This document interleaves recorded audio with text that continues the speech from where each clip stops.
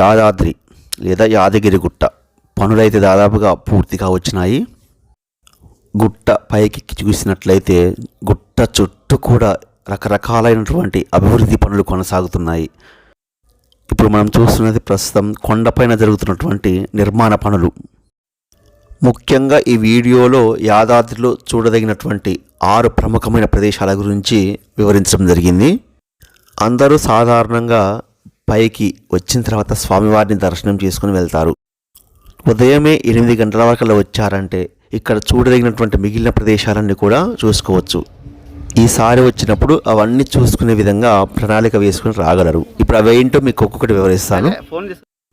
ముందైతే గుట్ట పైకి ఎక్కిన తర్వాత గుట్ట చుట్టూ జరుగుతున్నటువంటి కొన్ని నిర్మాణ పనులు చూపించినాక స్వామివారి ఆలయంలోకి అయితే మనకు కెమెరా అనుమతి లేనందున లోపల తీయలేకపోయాము. ఆ తర్వాత మిగిలిన 5 ప్రదేశాలను మీకు చూపిస్తా.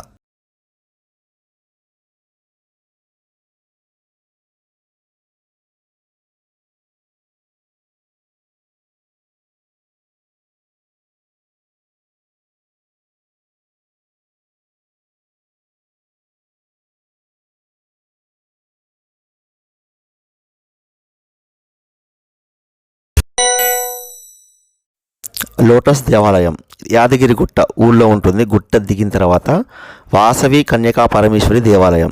కానీ లోటస్ టెంపుల్ అంటేనే అందరికీ తెలుస్తుంది. ఈ ఆలయంలో ఒక ప్రత్యేకమైనటువంటి హనుమంతుని విగ్రహం కలదు.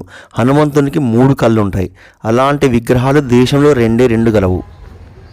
లోపలికి వెళ్ళి అయితే వీడియో తీయలేకపోయాము. అందువల్ల ఆ విగ్రహాన్ని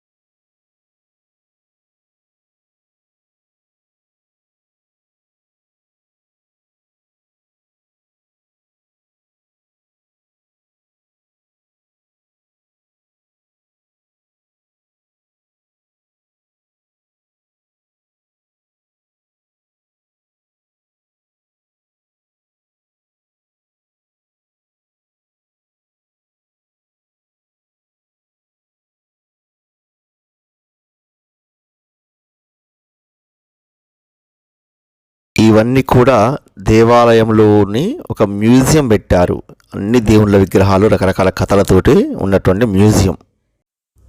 ఇది నవదుర్గా స్తూపం. ఈ ఆలయంలో ఇంకొక ప్రత్యేకమైనటువంటి నిర్మాణం ఇది. లోటస్ టెంపుల్ నుండి చూసినట్లయితే గుట్ట మీద ఉన్నటువంటి నరసింహస్వామి గుడి మనకి ఇలా మంచిగా కనిపిస్తున్నది.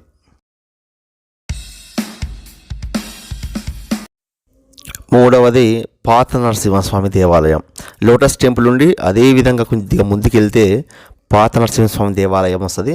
ఇక్కడ ప్రత్యేకత ఏంటంటే యాదగిరి గుట్ట నుండి పాత నరసింహస్వామి వరకు కూడా గుర్రాల బండ్లు నడుస్తున్నాయి. ఇప్పటికి కూడా అవి నడుస్తున్నాయి. దాని వెనకాల ఒక చరిత్ర ఉంది.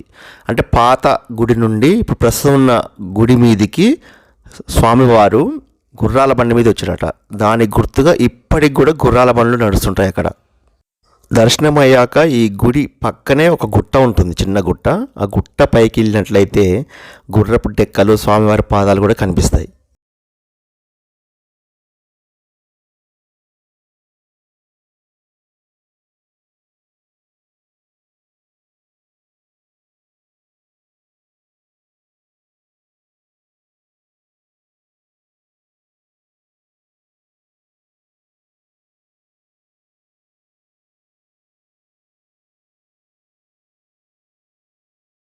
ఇవే స్వామివారి వెళ్ళినటువంటి గుర్రపు యొక్క డెక్కల పాదాలని చెప్తున్నారు. నాలుగవది ఆంజనేయ స్వామి అరణ్యం. ఇది సురేంద్రపురి అని కొన్ని దేవాలయాల సమూహం, అంటే దేశంలో ఉన్న దేవాలయాల సమూహాలను ఒక దగ్గర నిర్మించారు. దాని ఎదురుగా ఉంటుంది. ఈ మధ్య కాలంలోనే ప్రారంభమైంది ఇది. ఇలా కొద్ది దూరం నడుచుకుంటూ వెళ్ళిన తర్వాత ఒక పెద్ద గుట్ట, మొత్తం చెట్లు అడవిలకా ఉంటుంది. ఆ గుట్ట గుండా వెళ్ళడానికి 1/2 కిలోమీటర్ వరకు కూడా ఎలాంటి మెట్లు పెట్టలేదు. అంటే సహజంగా అడవిలో గుట్టల మధ్య ప్రకృతి సిద్ధంగా దారి గుండా మనం నడుచుకుంటూ వెళ్ళిన అనుభూతి ఉంటుందన్నమాట. పైకి వెళ్ళిన తర్వాత మళ్ళీ కొన్ని విశ్రాంతి తీసుకునేటువంటి నిర్మాణాలు చేశారు. చాలా అద్భుతంగా ఉంటుంది.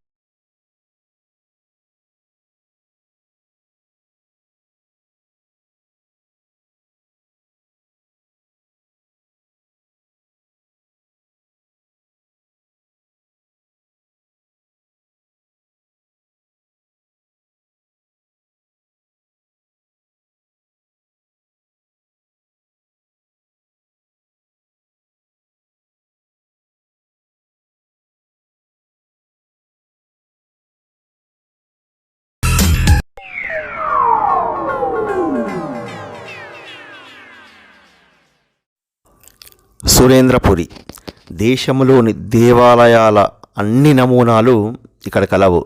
350 రూపాయలు టికెట్, దాదాపుగా 3 గంటలు పైగా పడుతుంది. మొబైల్ అనుమతిస్తారు. ఫోటోలు తీసుకోవచ్చు, వీడియోలు తీసుకోవచ్చు. రామాయణ, మహాభారత, పురాణ, ఇతిహాస అన్ని దేవాలయాల చరిత్రలు, వాటికి సంబంధించిన నమూనాలు ఇక్కడ నిర్మించడం జరిగింది.